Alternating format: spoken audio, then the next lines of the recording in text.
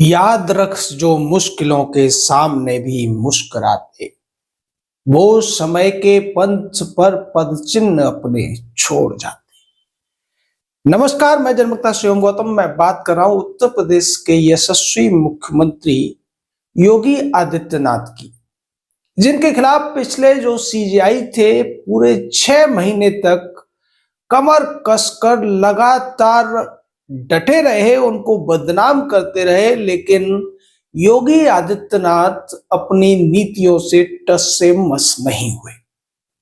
भूषण गवई ने अपने पूरे 6 महीने के सीजीआई के कार्यकाल में कम से कम 1 दर्जन बार विभिन्न भाषणों के माध्यम से उत्तर प्रदेश के मुख्यमंत्री के ऊपर निशाना साधा और बार बार वो कहते रहे कि हम सरकारों को जज, जूरी और जल्लाद नहीं बनने देंगे। साफ तौर पर भूषण गवई बुलडोजर एक्शन का लगातार विरोध करते नजर आए, बुलडोजर एक्शन को बदनाम करते नजर आए, लेकिन योगी आदित्यनाथ ने उन्हें जवाब नहीं दिया। एक बार उत्तर प्रदेश के एक कार्यक्रम में दोनों आमने सामने थे, तब भूषण गवई ने कटाक्ष करते हुए योगी आदित्यनाथ के बारे में कहा था कि ये तो बहुत पावरफुल मुख्यमंत्री है। उनका साफ इशारा यही था कि उनकी तमाम कोशिशों के बावजूद योगी आदित्यनाथ का बुलडोजर रुकने का नाम नहीं ले रहा है। अभी एक मीडिया हाउस के कार्यक्रम में योगी आदित्यनाथ से जब इसी पर सवाल पूछा गया, तो चूंकि भूषण गवई रिटायर हो चुके हैं और अब प्रोटोकॉल का कोई मामला नहीं बनता था, उन्होंने मर्यादा का ध्यान रखते हुए अब तक इसका सीधा जवाब नहीं दिया था, लेकिन अब उन्होंने सीधा जवाब दे दिया है, जिससे रही सही प्रतिष्ठा भी गवई की चली गई है या गवा दी है गवई ने। उन्होंने साफ तौर पर कहा कि अगर माफिया और अतिक्रमणकारी जनता की जमीनों पर कब्जा करेंगे, अवैध रूप से लोगों को डराने की कोशिश करेंगे, तो फिर सरकारी मशीनरी चुप कैसे बैठ सकती है? बुलडोजर तो चलेगा। माफियाओं को, अपराधियों को, दुष्टों को जमीन में मिलाया ही जाएगा।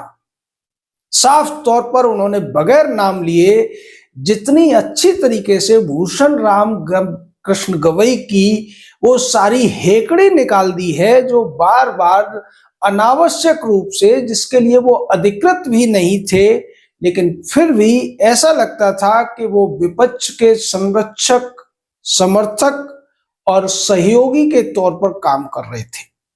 क्योंकि विपक्ष के लिए सबसे बड़ी सरदर्दी अगर प्रधानमंत्री नरेंद्र मोदी के बाद कोई था या है, तो वो है उत्तर प्रदेश के मुख्यमंत्री योगी आदित्यनाथ। और यही वजह है कि बी.आर. गवई के निशाने पर वो बने हुए थे। बी.आर. गवई जब तक सीजीआई नहीं बने थे, तब भी उन्होंने एक फैसला लिया था बुलडोजर एक्शन के खिलाफ। हालांकि उस फैसले में उन्होंने जो कुछ कहा वो उनकी ही सोच के विपरीत उल्टा पड़ गया। बी.आर. गवई ने एक गाइडलाइन बनाने का काम किया था, 2 जजों की बेंच थी, और उस गाइडलाइन के द्वारा बुलडोजर कैसे चलना चाहिए इसका उन्होंने विस्तार से उल्लेख किया था। उत्तर प्रदेश सरकार ने साफ कर दिया कि उन्होंने अब तक जितने बुलडोजर चलवाए हैं, कोई भी अनधिकृत रूप से नहीं चलवाया गया है, कानून के विपरीत नहीं चलवाया गया है, बल्कि कानून के दायरे में ही चलवाया गया है। और उसके बाद मध्य प्रदेश, राजस्थान, असम, महाराष्ट्र, तमाम राज्यों में बुलडोजर धड़धड़ाते हुए चलते नजर आए, जिसके बाद शायद बी.आर. गवई को अपने उस फैसले पर अफसोस भी हुआ होगा, लेकिन वो सार्वजनिक मंचों से उस फैसले का बार बार उल्लेख करते हुए और गुणगान करते हुए नजर आए। बी.आर. गवई जब सीजीआई बने थे, तब उन्होंने एक बात कही थी कि कुर्सी दिमाग में नहीं घुसनी चाहिए। अगर कुर्सी दिमाग में घुस जाए तो फिर ये अन्याय कराती है, यानी कि आप जिस पद पर बैठे हैं उस पद का अपमान आपके दिमाग में नहीं होना चाहिए। पर ऐसा लगता था कि जस्टिस बी.आर. गवई जब सीजीआई थे तो उनके दिमाग में बुलडोजर घुस गया था। और यही वजह थी कि चाहे वो देश में बोल रहे हों, प्रदेश में बोल रहे हों या फिर विदेश में बोल रहे हों, वो हर जगह बुलडोजर वाले फैसले को अपना सर्वोत्तम फैसला बताने की कोशिश करते थे और ये कहते थे कि हमने सरकारों को जज, जूरी, जल्लाद बनने से रोक दिया है।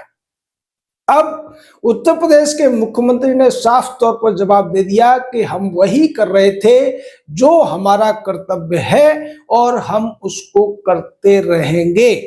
अपने 6 महीने के पूरे कार्यकाल में बी.आर. गवई योगी आदित्यनाथ को अच्छे काम करने से यानी कि बुलडोजर एक्शन लेने से रोक नहीं पाए।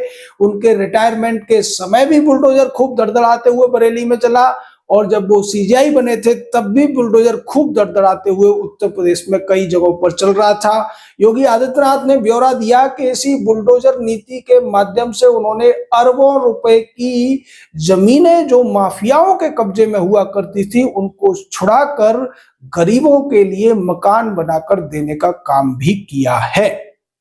उन्होंने बताया कि इसी बुलडोजर नीति की वजह से उत्तर प्रदेश में हत्यारे, बलात्कारी, चोर, उचक्के डरने लगे हैं कि अगर उन्होंने कोई भी समाज विरोधी काम किया तो फिर उनकी खैर नहीं है, उन्हें मिट्टी में मिला दिया जाएगा। और वास्तव में जो ये कानून बना है, कानून के बनाने के पीछे जो सबसे बड़ी और उद्देश्य या सोच है वो यही है कि कानून ऐसा होना चाहिए कि अपराधियों के मन में भय उत्पन्न हो। लेकिन हमारे देश की जो जुडिशरी है वो उल्टा काम करती है।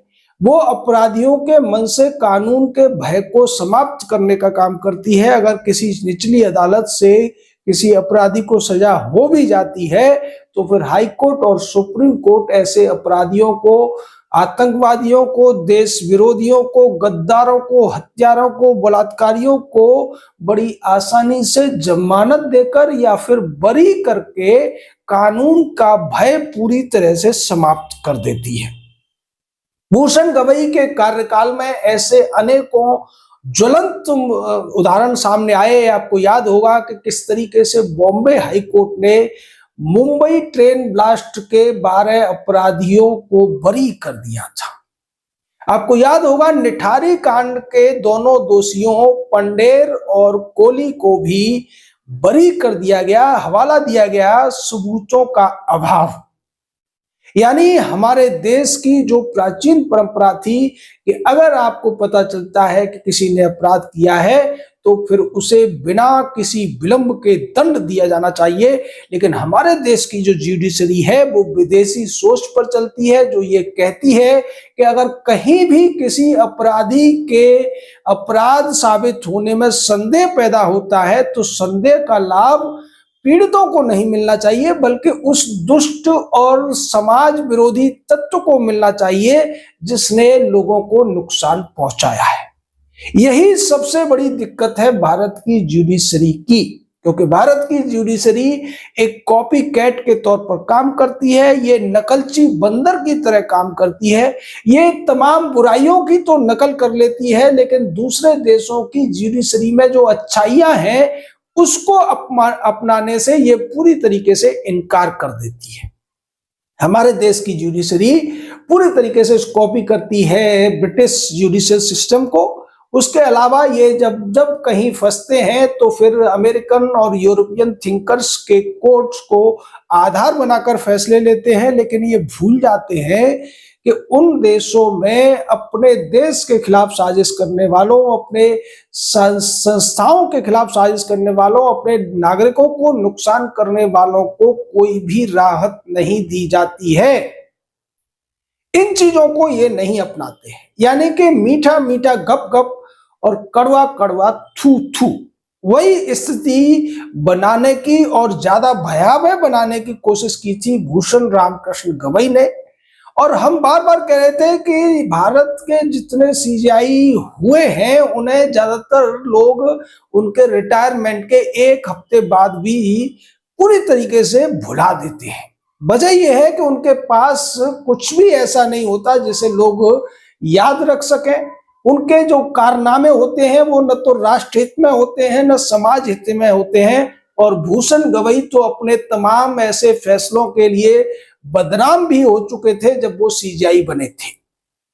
राहुल गांधी की सजा को माफ करने का फैसला उनका ही नहीं बल्कि भारत की जुडिशरी में एक काले अध्याय जब लिखे जाएंगे तो उनमें सबसे पहले नंबर पर नहीं तो पहले 5 में जरूर आ ही जाएगा, क्योंकि उस फैसले के द्वारा हाई कोर्ट और निचली अदालत के फैसले को पलट दिया था सुप्रीम कोर्ट के 2 जजों की बेंच ने। और जिस तरीके के कुतर्क उसमें दिए गए थे, जिस तरीके के कारण बताए गए थे, वो साफ तौर पर वही थे जो अभिषेक मनु सिंघवी और कपिल सिब्बल उस अपराधी के बचाव में देते हुए नजर आ रहे थे। यानी कि वकीलों ने जो कुछ कहा उसी को फैसले के तौर पर लिख दिया गया है। ऐसा ही होता आया है। और दूसरे भी कई सारे फैसले, जैसा हमने मुंबई ट्रेन ब्लास्ट वाला बताया, नेठारी कांड बताया, ये जो चीजें थी इनके लिए सबसे बड़ी जिम्मेदारी किसी भी सीजीआई की बनती है। और यशवंत वर्मा का मामला कैसे भूल सकते हैं कि पूरे 6 महीने के दौरान वीआर गवई ने उस मामले में एफआईआर की परमिशन नहीं दी।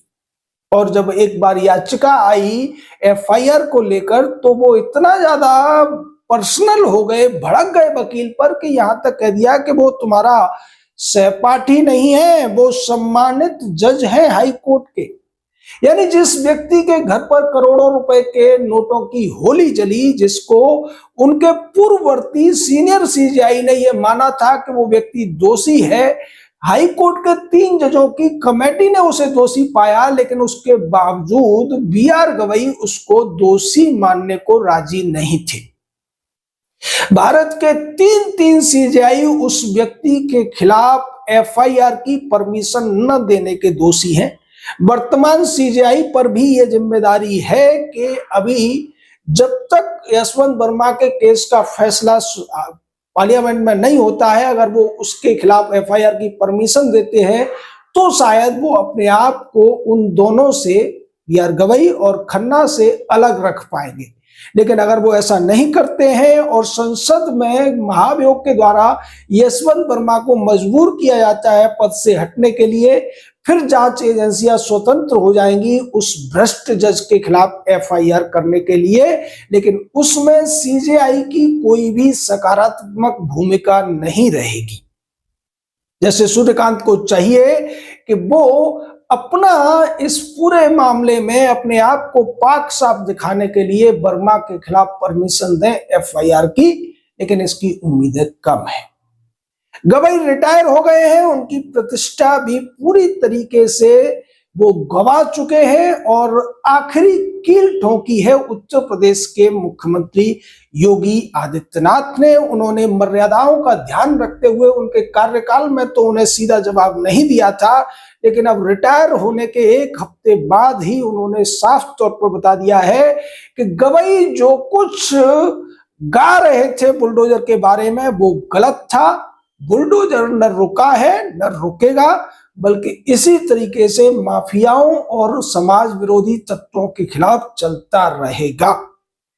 आपका इस पूरे मामले पर क्या कहना, अपनी राय दीजिए, हमारे साथ जुड़े रहिए और इस राष्ट्र यज्ञ में हमारा साथ देते रहिए। जय हिंद, जय भारत।